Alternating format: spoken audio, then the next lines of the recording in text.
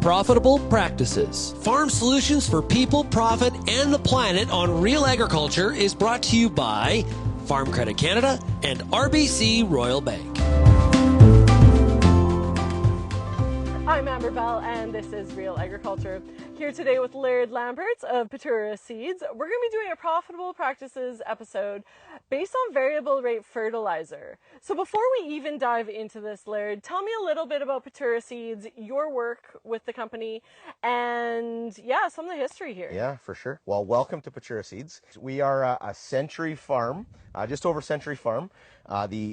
The farm is operated, it's a 4,000 acre farm, operated by the 5th generation, with the 6th generation running around on the sidelines. And we are always looking to improve our practices here. So I hope this is a relevant topic.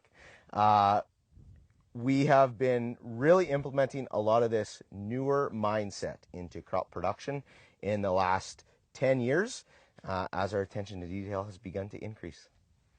Okay, so variable rate fertilizer, let's go right down. What exactly are we looking at? What are producers doing with variable rate, and why is it making a difference? Yeah, so I think at the end of the day, we're all in the game to be more profitable and to have a chance to do it again. And so here at Pitura Seeds on the farm, this is the 5th generation managing the crop. The 5th generation wants the 6th to potentially manage the crop. So we're always trying to figure out ways how to better do that. And here in Domain, Manitoba, in the Red River Valley, one of the ways, or one of the things we've started doing in both wheat and canola so far, is reallocating our resources to our most profitable areas of the field, our most productive areas of the field. That's incredible. So let's get a little bit background here. How many acres are you guys running? What exactly does the operation look like? Yeah, you bet. So we're a 4,000 acre high pedigree seed farm here in Domain, Manitoba, and we are attempting always to do more with less. And so we have about 1,000 acres of canola this year, and within that canola crop, we learned a lesson from last year in applying ESN and reallocating ESN in the furrow to the most profitable or most productive areas of the farm. And we had some amazing results last year, so we tried to replicate that on a much larger scale on all 1,000 acres of canola. Right, and you guys aren't only doing this on canola, correct? That's right. So we are also doing VR fertilizer in a lot of our wheat acres. And obviously trying to attempt different things, whether it's standability, maximizing yield potential. We're also doing VR wheat seeding as well to try to better understand wheat genetics and produce more revenue on a per acre basis. Right. So what has that decision-making process looked like as you guys have moved into doing variable rate fertilizer? Yeah, so the biggest, decisions that we've made have always been based off what we've learned in the field from the years previous. And so case in point, this canola field, last year we saw anywhere from a $20 to a $60 profit increase in different zones of the field. And how we got that was putting ESN in the furrow with our canola seed instead of relying on a UAN top dress at kind of a cabbage phase. So by doing that, we saved the pass across the field. We put more nitrogen, anywhere from 30 to 45 pounds in the best areas of the field.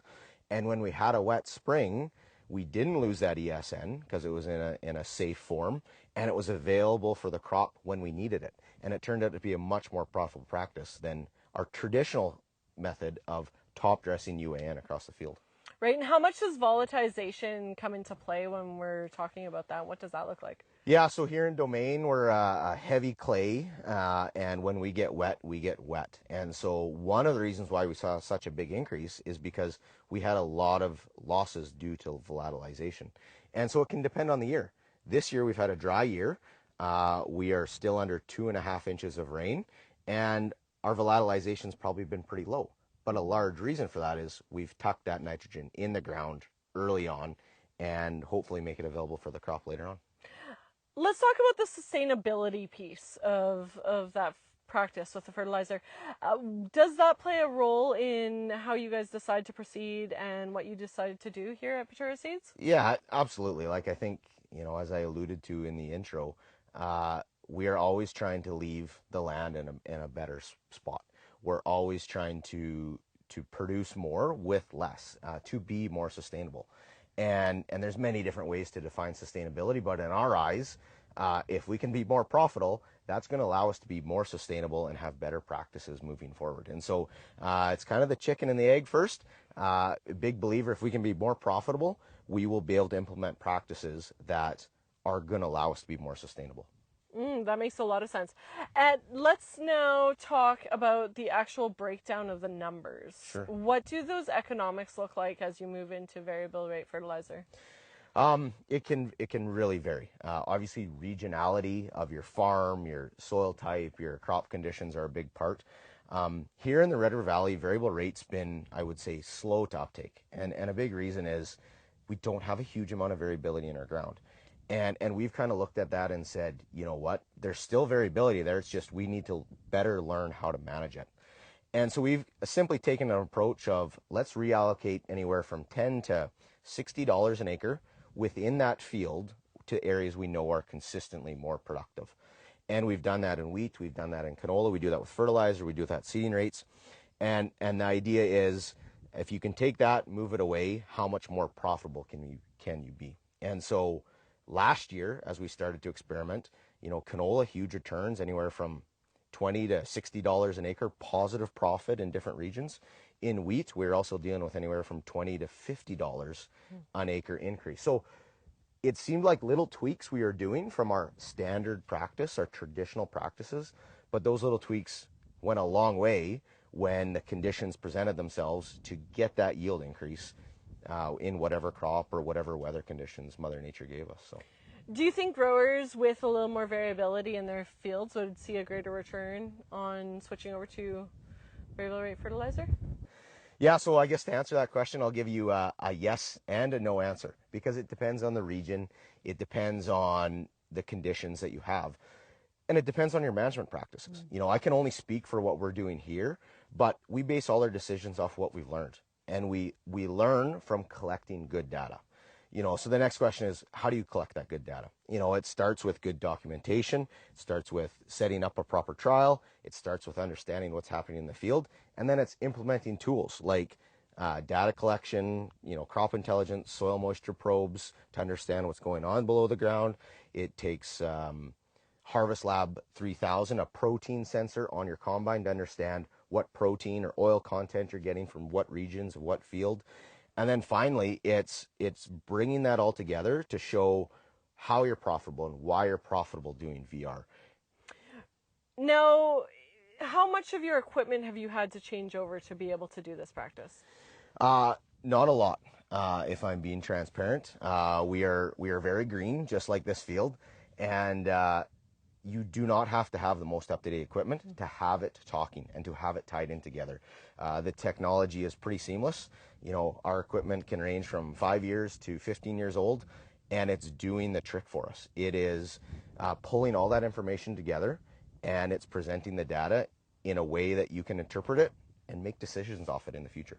That's incredible. So the data piece has definitely changed. Now, have you had to change anything on your actual spreader or any of that application? Yeah, and that's a slippery slope because the more you learn in the field about what's working and what's not, the more you want to access different types of application equipment. Whether it's having mid-row banders or whether it's new sprayer technology to increase your frequency of variable rate, by size or zone. And so could we always do more? Yes.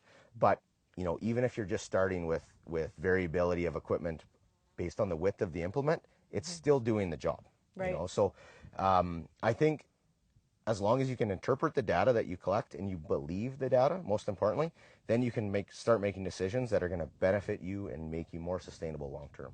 So that's a pretty big recommendation. Are there any other recommendations you would give to growers that are considering VR fertilizer as an option? Try it and learn. No 1 or 2 year is different. We tried it in 2016, 2017, and 2018, and we actually felt like we lost yield potential.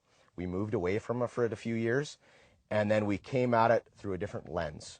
of reallocation, you know, based on your productivity areas. And once you change that mindset, you realize not what you're missing out on, but what you're gaining. And so I think that's probably one key message I would share is try it, think about it differently, and see where it can take you. That is really interesting because there's this paradigm, I think, that we need to improve our least profitable acres. Yeah. And you guys are going at it from the other direction in that you want to improve your most profitable acres.